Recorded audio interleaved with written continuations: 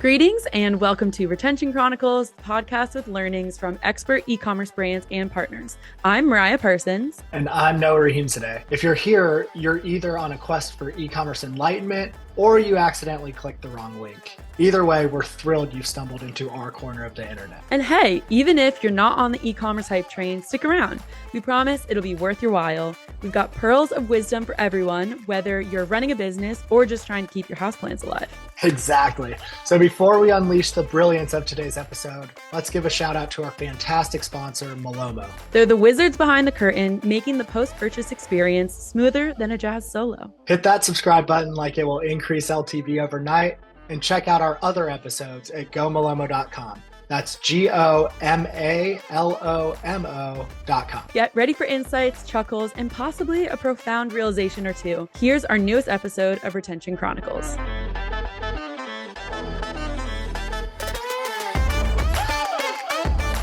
Super pumped. We have our second ecosystem episode of 2024 today. We've only posted one. We've only recorded one. So a little bit of a slower start than normal, but now we're like back to back. Mariah and I have recordings every day for the next 7 business days. Yeah, season 5 is coming off strong and I love it. Awesome. But we're super pumped for today's episode in particular. We've got a great partner joining us, Caitlin Elgin, head of Lifecycle and CRM at Fluency firm. Great partner of ours. We've worked together on some amazing brands. I think Bombshell Sportswear comes to mind for me, but I know we've got a few under our belt. So we're really excited to have her with us. Welcome, Caitlin, and thanks so much for joining. Thanks so much for having me. I love working with Malomo. Transactional emails are one of my favorite things to ramble about. So I'm thrilled to be here. I'd love to hear it. This is why we had you on. This is just great. If you could, Caitlin, just give us a super quick intro and background on yourself. And then one thing that you're excited about in your personal life is how we like to kick these things off. For sure. So I'm Caitlin, as you've already introduced me. I'm the I get the last name right? Elgin? Elgin. Elgin, damn it. So close. It's good. So I'm our head of Lifecycle and CRM at Fluency firm. So I lead a small team of strategists that support all of our clients on their email and SMS efforts. And that's, anything that covers part of a customer's life cycle with the brand. So any type of communication you could want to send them. We're helping brands come up with creative ideas. We're connecting them with tech partners like Malomo. And we're helping them sort of flesh out their entire communications program with their customers. I have been working in marketing at some capacity. I've shifted all over the place from the creative side to social media to email. I've done a little bit of all of it, but I've been in the space for almost 20 years. Get that one too loud, but I've been working in marketing for a really, really long time, but I've been with Fluency specifically on the agency side for about 2 years now. Awesome. And in the past, real quick before we get to the personal stuff, have you always been in the Shopify ecosystem, or was there a particular sort of moment where you made that jump? A really funny question. I have been working with Shopify since 2015, maybe 2014, actually. Okay. Really, when Shopify was still really, really young. And I worked with them on the brand side. And it was before they even had a USPS integration. So it was the first time we worked with Shopify. We still had to copy all the customer addresses and buy labels on USPS.com. And Shopify has evolved so much. I can't believe that was almost 10 years ago. But yeah, I've been working with Shopify D2C stuff for a really long time. Awesome. That does definitely put it into perspective how far we've come. Okay, sorry, I cut you off. No, you're good. What are you excited about in your personal life? What am I excited about? I am excited that just this past weekend I applied for TSA PreCheck. Nice. My great addition. I just got it this year and it's the best thing ever. I'm so excited. I don't know why I've never signed up for it before. I guess I thought it was going to be more of a hassle than it was, and it was super easy.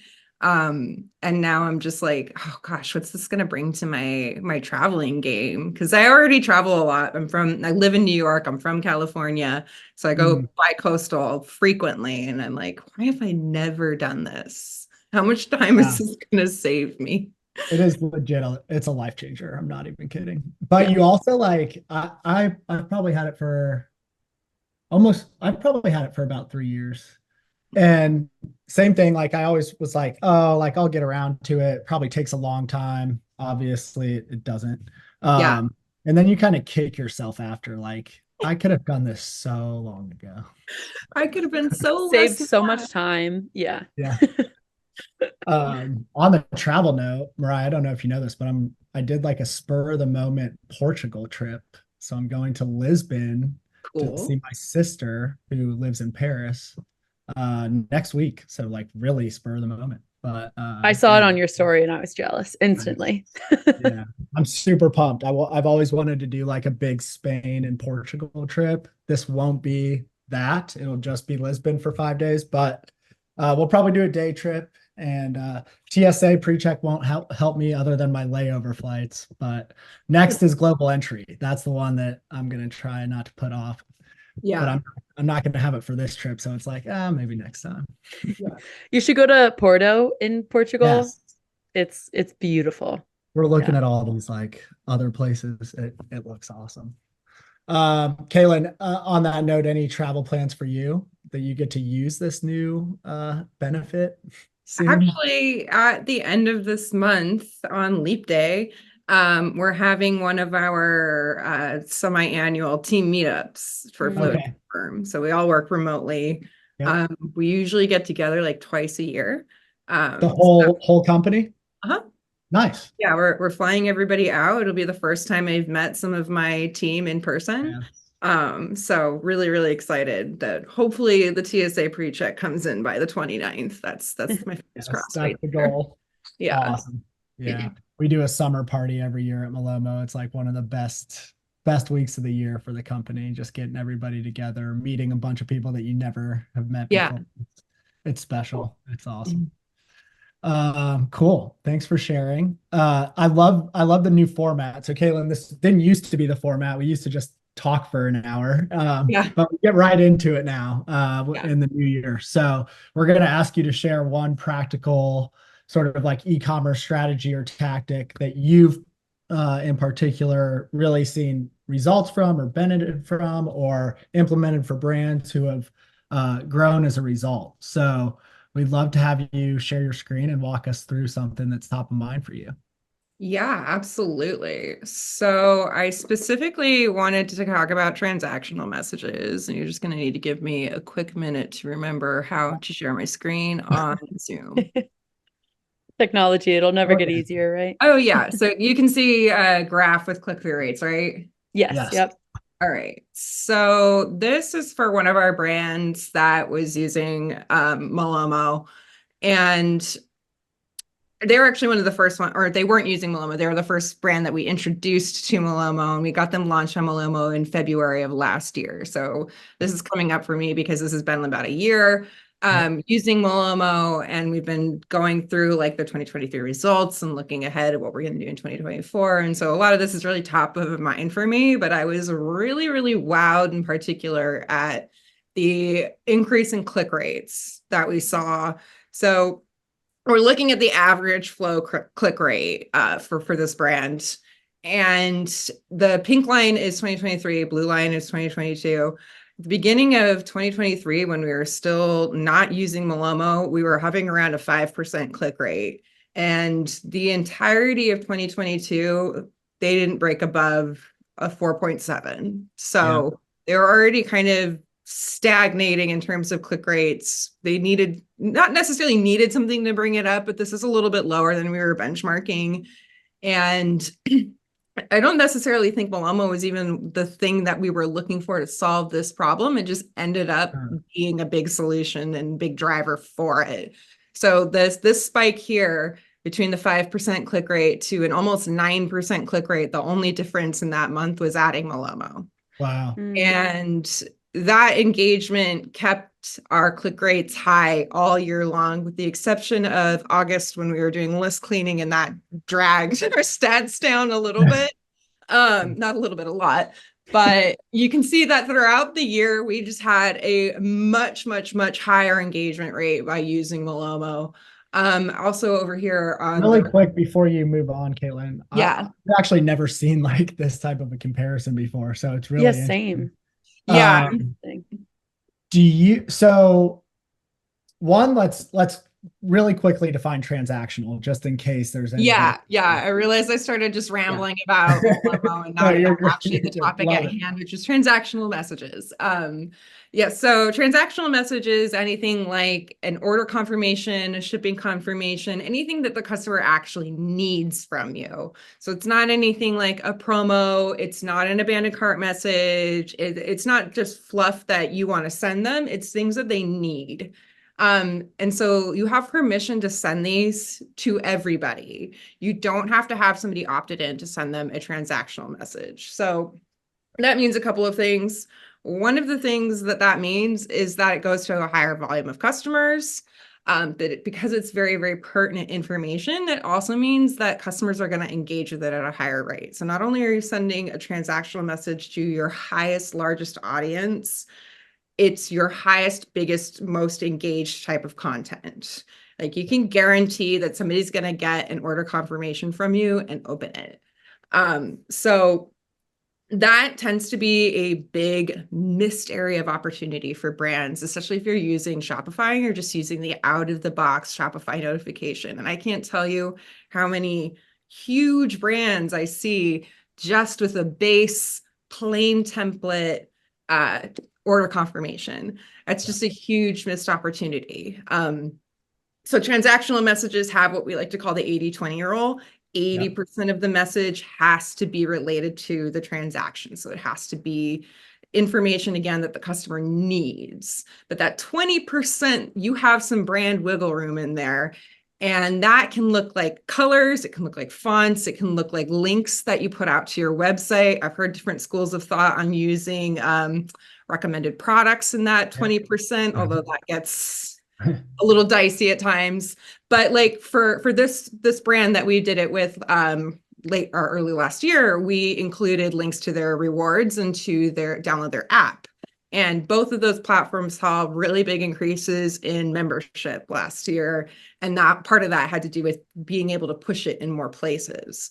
Right. So pulling the transactional messages out of Shopify and putting them into Klaviyo with the Malomo integration allowed us to do a couple of things that really just contributed to this massive click rate increase. It allowed us to monitor them a lot better, so we can actually see what the click rates are, because if they're just in Shopify, we can't really understand the performance of them. It allowed us to add like the branding colors. It allowed us to add a few more images. It allowed us to really like modify the look and feel and the language. Easier than hard coding it in Shopify. You can do it with Klaviyo's building blocks and things like that. Yeah. So made the design easier, tracking easier, and then also allowed us to create a more beautiful user experience. And we can also pull in things like customers' names. If we're working on adding points balance into them, so if they're already a member, there will be a dynamic piece of content that says you have this many points and you're this tier. Cool. In the email. Yeah. Awesome. Yeah. Yeah. So it allowed pulling it into Klaviyo, really allowed us to get a little bit more nuance to the customer experience, provide them extra value, get a little bit more extra revenue, because having all of those extra links and having that extra brand moment builds more trust with the brand, gets a little bit more interest, and gets people back on the website. And the more you get them back on their website, the more that they are shopping. And that was the other thing we saw when we started doing more with our transactional emails and with a branded tracking page, which is what we have through Malomo. We also saw an absolutely incredible increase in revenue from transactional emails. And that's one of those things that sounds counterintuitive, that you don't necessarily think sending somebody an order confirmation or a shipping confirmation is going to get them to buy. but it does. It does. Yeah. If you have the experience that supports that, then you get those like double transactions from customers. Right. Yeah, I think the really interesting thing is in 2022, the click-throughs are going to most likely they're just going to a tracking page, like a carrier tracking page, UPS or Exactly. They're leaving.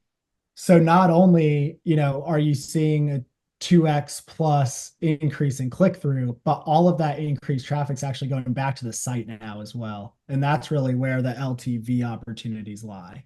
Exactly. Sorry, I might have One jumped more. ahead. No, I've got another slide. Tell me you can see this slide too, right? Yes. Yep. Okay, so this is just a quick overview case study of this specific project, like a preview of the emails that we used for it.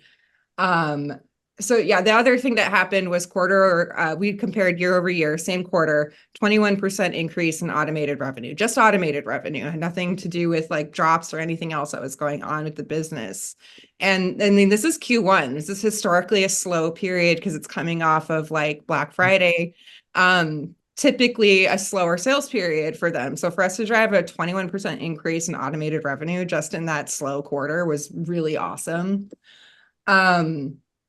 And the average click rate for a transactional email is 12%. Like Jeez. to me, that's just like wild. Yeah. And as we, spend a lot more time on deliverability metrics and performance related to that with like the Google sender requirements and things like that, the more emails you can send that have this level of trust and engagement, the more it lifts the rest of your program, with the rising tides lifts all boats. Yeah. That does apply here with these great click rates with the Malomo emails and boosting the rest of your sending reputation. That's something I've not thought about. Mariah, have you thought about that? Are we thinking about any content? Because that seems like a great point. Oh, I am, believe me.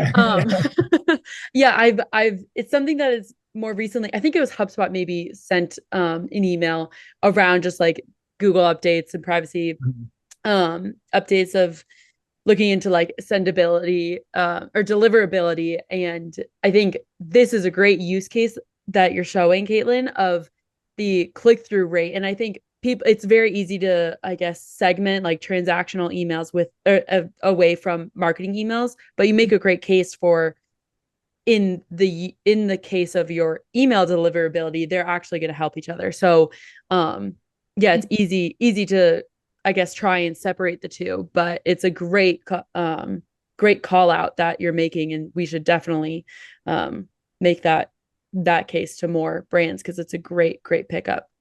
Yeah, I think, and I even noticed this 2 years ago when I first started at Fluency, that transactional messages were something we weren't really considering as part of a life cycle communication because we were thinking of things that we trigger, things that are on their campaign calendar, things that we control really. And transactional messages, I mean, they are within our control, but you don't necessarily control when the customer is making a purchase or when those go out. And they're just kind of assumed that they happen.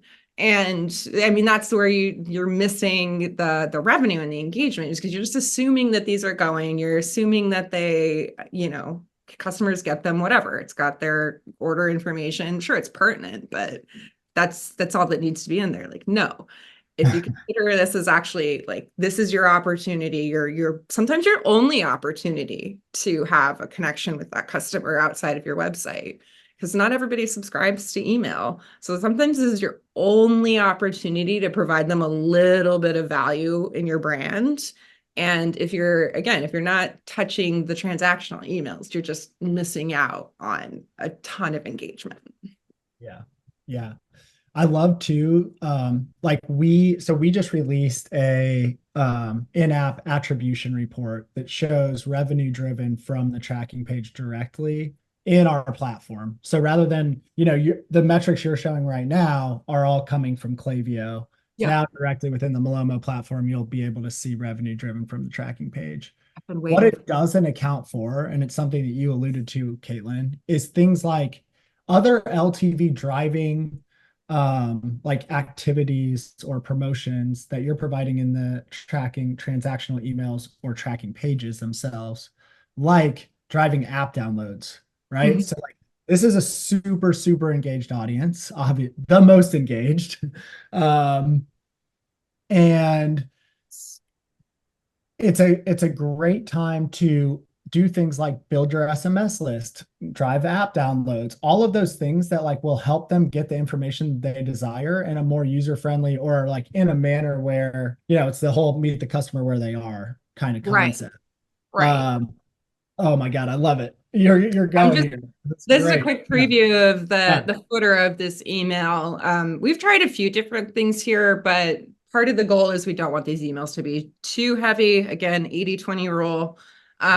So we're like, what's the most important information for us to give to the customer? And we prioritized a couple of things that, yeah, if we can get them engaging with any one of these three things, we know that they're going to come back and they're going to be more loyal. So if they sign up for text, bang, we got them. If they download the app, then we can send them push notifications and they get, new drops all the time. And if they are on that rewards program, then they're probably interested in earning points, and we can send them different types of promos to earn points. We can remind them that they have discounts available to them. So really, we're focusing on any type of informational piece that we can just build a little bit more connection. Even if we have to get the customer to kind of take the next step of that connection, we're still putting it in front of them in a way that if we were just running the out of the box templates, we wouldn't have this. Right. Right. I'm just curious, and this is something that we talk a lot about getting better at, like measuring these other LTV driving initiatives from tracking. Have you been able to glean any insights from that? Like, This is a hard one to track because you yeah, kind of have to go through and manually pull that right. information on what's being clicked here, but we are working on that because we do want to know that these links are working. It's just one of my like pet peeves with Klaviyo is that if I want to know which links are working, I have to go into individual email, I have to run a visual link report and kind of like manually glean that information. Right. But we do track the participation in these programs as a whole and do see where we've had increases in signups, increases in retention on all of those things. And like I said, rewards membership and app membership both had really big increases last year in terms of new members and retention. I think we increased our retention on the app like 97% last year because we were just using it and pushing it more. Yeah. I guess like my tiny piece of advice is if if you don't use it, you lose it. So Right. all of these things you gotta use them and make the most out of these apps and these features. You have all of these communication angles available to you. You just have to get them in front of people. Right. Absolutely. Absolutely. I mean, it's very similar to what we talk about all the time, which is like anything you're doing across the rest of your um, customer journey, you can easily plug into the post-purchase journey because all we're doing is adding a new page right within the theme, right? So anything you're doing across the rest of the theme, anything you're already doing in email, taking the 80-20 rule into account, of course, but you can leverage those other programs in the transactional channel just as easily as you're doing across the rest of your journey.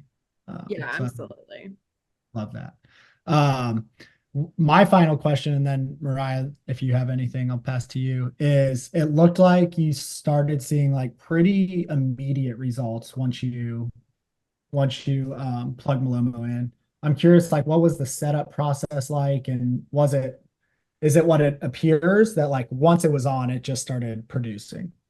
Yeah, that's a good question. And I'm sorry, I wish I had more charts for you. I mean, you can see that from January to February, the click rate increase is immediate and consistent, and that we saw throughout the whole year. And I think the things that even brought the click rate down were unrelated to Malomo.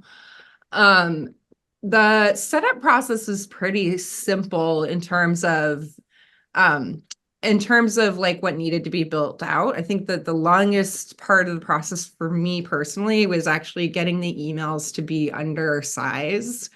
Because the amount of like dynamic content and things that you have to put into an email, and with the size of this client's customer cart, we frequently run into emails that get clipped, which Got isn't the worst thing to happen, but not my favorite. it. Yeah. Um, So that was one of the bigger challenges, was just like, how can we make these emails have the information that I want, but not become oversized too quickly? And that was just some like coding things back and forth mostly. Rolling out the tracking page is really easy, and it did really seem like it immediately improved the customer experience. We saw revenue on, I think, month over month, like right away. It just wasn't the clearest comparison because January had a couple different factors than February besides the Malomo thing. But when you look at the year over year comparison, we're like, wow, yes, that really did make that like 20% difference in revenue year over year in a slower quarter.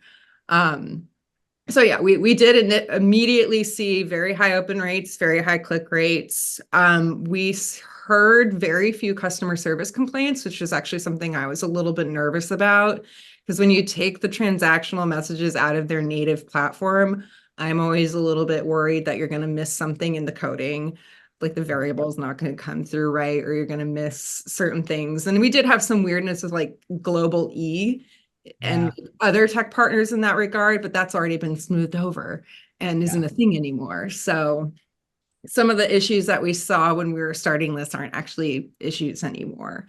Honestly, I just remember it was being pretty smooth, pretty simple to get it launched, and we did see the benefit pretty much right away. Love it. Love to hear it. Can't ask for better than that, right? Yeah. Any questions from your end, Mariah?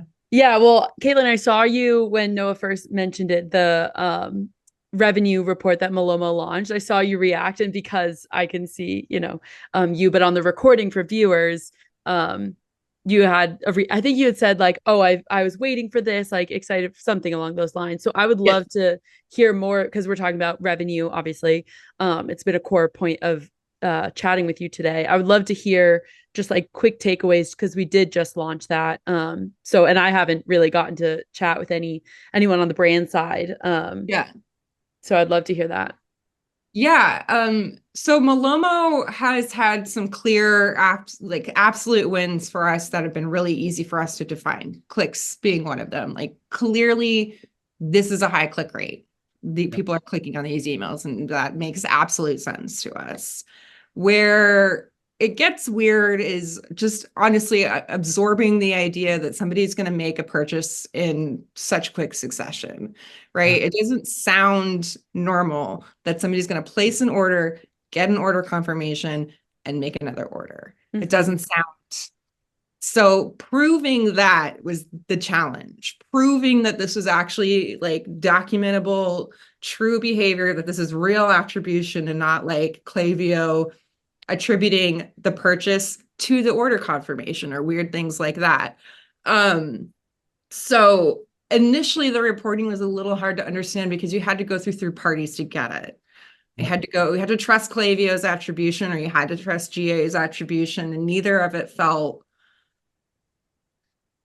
trustworthy. Is like not the tailored, right word, customized. It just felt like it needed to be taken with a huge grain of salt for us to understand it. So it was like almost like too good to be true reporting.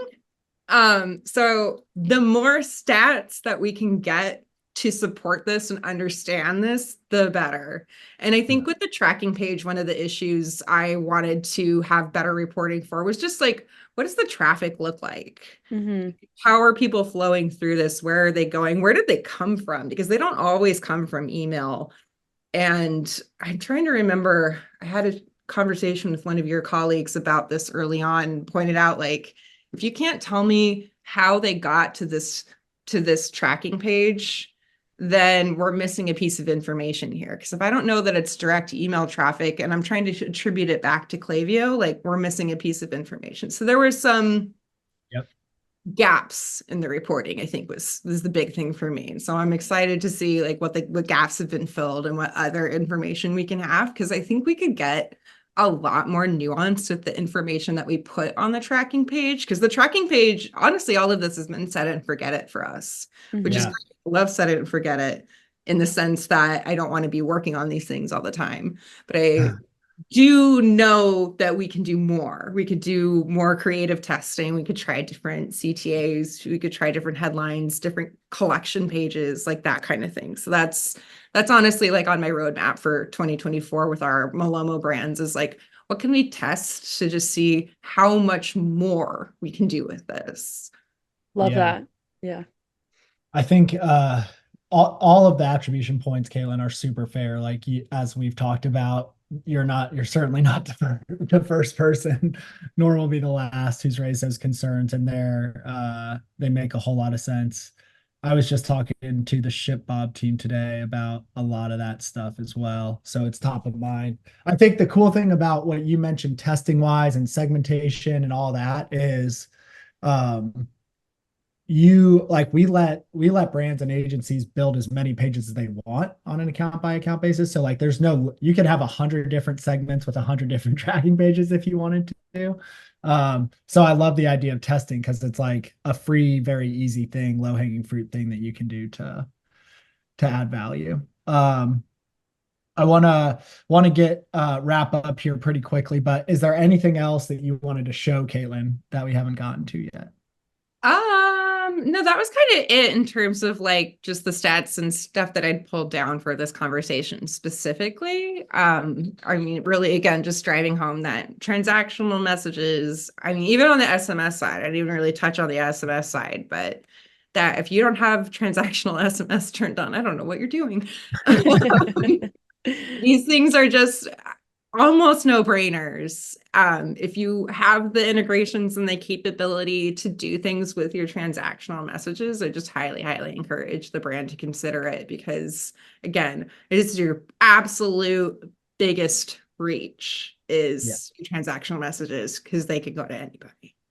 Yeah. Yeah. We talked about clicks and this data. Like I said, I've never seen it like this, like year over year. It's really awesome. But we talked about clicks today. The metric that we talk about a lot is just like specifically on the open side, we see transactional messages opened 3x more than marketing emails. And given this is like, I'm just gonna pop into one more stat view. Yeah. Our open rates on these are also, and this is the fulfillment confirmation. Oh, that's actually lower than I thought because that's all time. Let's go last 90 days. Yeah, they do tend to be above 50%. Yeah. Unless we're running into, I mean, we've run into a couple different things with this brand with like bot traffic and things like that, but we're still seeing incredibly high click rates, incredibly high open rates, and really low. If you were to look down at like the deliverability, hardly ever see issues with the spam run subscribe rates here. And that's a great point as well. Again, going into the privacy changes and all of that. So yeah, love it. This is obviously speaking our language. We certainly don't like it's not a requirement to talk about Malomo or post-purchase, but we absolutely love it when our guests do. So appreciate that. I mean, beyond the sender requirements. Almost all of my brands have been doing deliverability score checks. Okay. And looking for areas of like low performance and anything that's driving up like the spammer and subscribe rates. And again, transactional messages rarely get spam complaints. Right. So it all helps with that score. So outside of the transactional sort of like post-purchase and implementation and everything that you just walked us through, talk to us a little bit to round us out about other services that Fluency provides and the types of brands that could benefit from Fluency's services. For sure. Well, we are a full stack growth marketing agency, so we do a little bit of everything. We are actually currently working on expanding our creative services. So right now we do offer design services for email, but we're working on expanding that to paid media as well. So right now as a business, we really have like two main sides of the business. We have the Lifecycle and CRM side, and then we have the paid media and SEO side. So we work with like small, medium businesses that are really like at a strategic growth point where they're maybe not growing as fast as they want to be or growing faster than they can keep up with, and they need the support to keep scaling that growth. Our teams come in and we really act as like an extension of the business. So on the paid media side, they are doing all the buying, they're doing all of the creative testing, they're doing all the setup for the ads, and we're eventually going to be doing a lot of the design work for that as well. On the email side, we are, like I mentioned at the top of this, we'll touch anything that has to do with the customer's life cycle. We'll do the pop-ups, the transactional messages, your welcome series, email, SMS. We're doing a lot more with push notifications now because channel diversification becomes more important with these Google Sender requirements. Yeah. So yeah, any type of message that you want to send to a customer, we're helping you figure out what that message should be. And we work with a lot of different brands, mostly D2C, mostly Shopify brands. We have done a couple B2B brands, and it's kind of an interesting mix. We've done quite a few health and beauty. We have a handful of skincare brands right now, a couple fashion brands. The one that we were talking about today was a fashion brand specifically. A couple in the food and bev space, but mostly like more medium-sized businesses that have been around for about a year or so, maybe a little bit longer, depending on the brand. But almost all of them come to us because they're like, we can't handle all of this ourselves. There's so much. There's so much. There's so much data. There's so much content creation. There's all this stuff that needs to go into these programs. So we just become an extension of their business and help them really succeed at that. Love it. Love it. Yeah. I mean, just speaking from what I know of Fluency, I know that our merchants really do have seen like outsized results as a result of working with your team when you've helped them on the Malomo setup and then support. So we are super appreciative of that. Can't recommend the Fluency team enough. Last thing, Caitlin, just let our listeners know, and we can drop this in the show notes too, but how can they get in touch with you or Fluency if they're interested in learning more? Yeah, our website is fluencyfirm.com. We are, I mean, just because we're a business, we're most active on LinkedIn. So definitely give us a follow on LinkedIn. We share a lot of cool information there. We've been doing a lot more thought leadership and blog posts and things like that. Our founder, Jacob, also is a fun LinkedIn follow if you want to hear his ongoing thoughts about marketing. And yeah, you can also drop us a line at hello@Fluency Firm just for general requests, or you can hit me up, Caitlin@fluencyfirm.com, for any lifecycle requests. But yeah. Amazing. Amazing. Love it. I'm loving the new format of these episodes, Mariah. Yeah, they're fun. Yeah, I really like them. And that was great. You know, yeah. You packed a lot in. Mm-hmm. So appreciate you keeping up with us. And this was awesome. Can't wait to get it out to the audience. Thanks so much. Yeah, of course. Good. I hope I didn't ramble too much. No, Not at all. Not at all. It was so Good, great. I'm glad.